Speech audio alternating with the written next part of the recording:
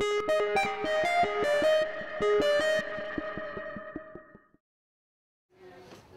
the first thing I do when I'm making this dish is I want to get my peppers together.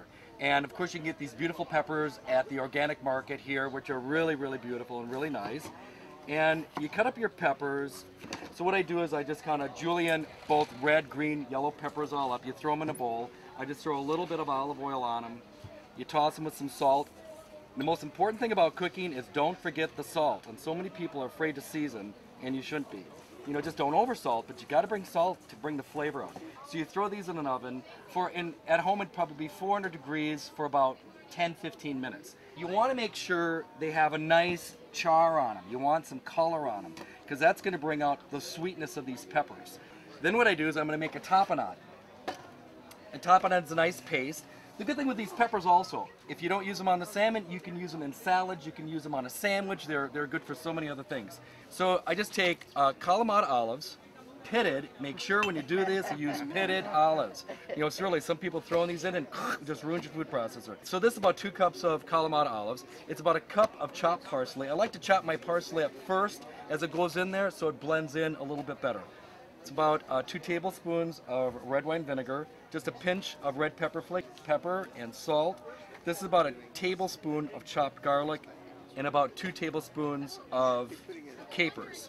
So you just kind of take the food processor, just blend it all up. You don't want to get it too smooth, and then it turns into just this really nice paste. You can use this tapenade on crackers, you can use it in eggs, you can throw it on fish, you can throw it on meat. So you can use this for a lot of different things. What I like is that this really holds up really nice, even though it's so strong, with the salmon. You know, you want to try to get wild fresh salmon. And if you can't get wild fresh salmon, get wild frozen salmon. It's better than just the farmed salmon. It just has more flavor, there's nothing in it. So you just take your salmon, and actually most of the grocery stores around here sell a really nice frozen and or fresh wild salmon. You can get that anyway. So I just take the tapenade and I just kind of smear it, not too thick though. You don't want it to be too heavy because it is strong.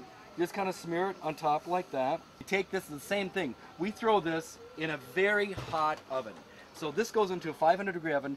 Now we cook it for about 7 minutes. 7 minutes is going to give it about a medium temperature. If you want to cook more, just leave it a little more. If you want to cook less, you cook it just a little bit less. So no more than 10 minutes, and if you wanted it kind of more on the rare side, about 5 minutes, because a hot oven will do that.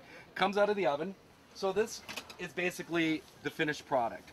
So it comes out of the oven. I take these peppers, I just garnish the peppers on top.